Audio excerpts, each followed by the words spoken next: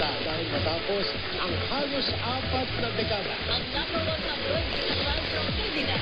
Kaya, may pa rin ang pagiging ulat na balita. Ilang na balita? Para kompleto rin nananahin ang balitang sport. Balita. Ang ante-ante. Ulat na balita. Kasabay ng pag-ulad ng bansa, lumawak ang aming boses.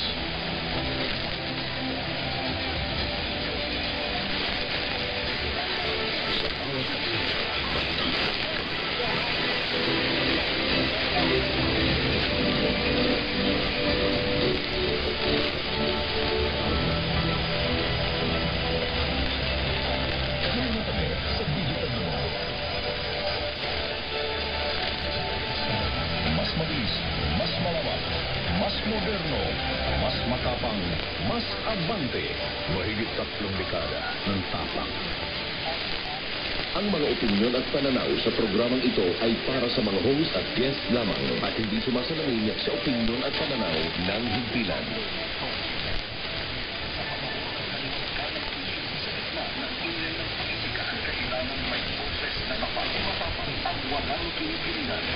Kami ang inyong sandigan sa pagbabalita. Magbabayan ang pagtutok sa mga usaping patay.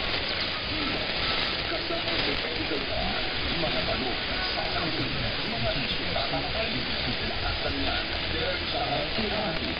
Iba, dito lang sa Arando.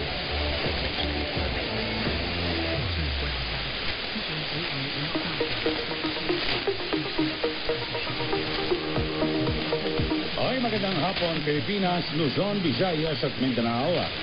At siyempre, ngayong araw ng Friday, ito na 2026. Mga kabante, ako po si Eli Salgar. At siyempre, tayo po napapakinggan sa panganood dito po sa DWA 14.4. Dito po sa Pantay Kala Tabloid. At makapanood rin po ang ating programa sa Sky Cable Channel 85. Converse.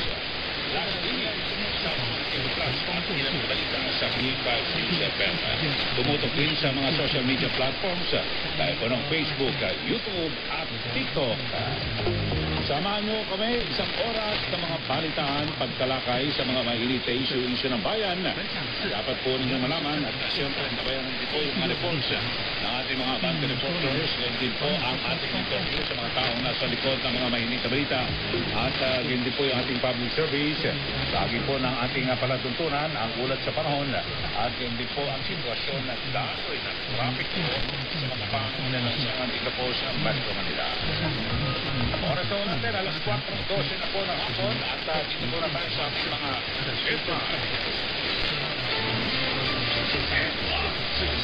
Congressman Chuba nilinaw na ang pagdinig sa Abril 14 ay clarificatory questions lamang. Sana nga, ganun po talaga nangyari. DPI naglunsad ng 4 na program para sa mga OFW at NSMEs.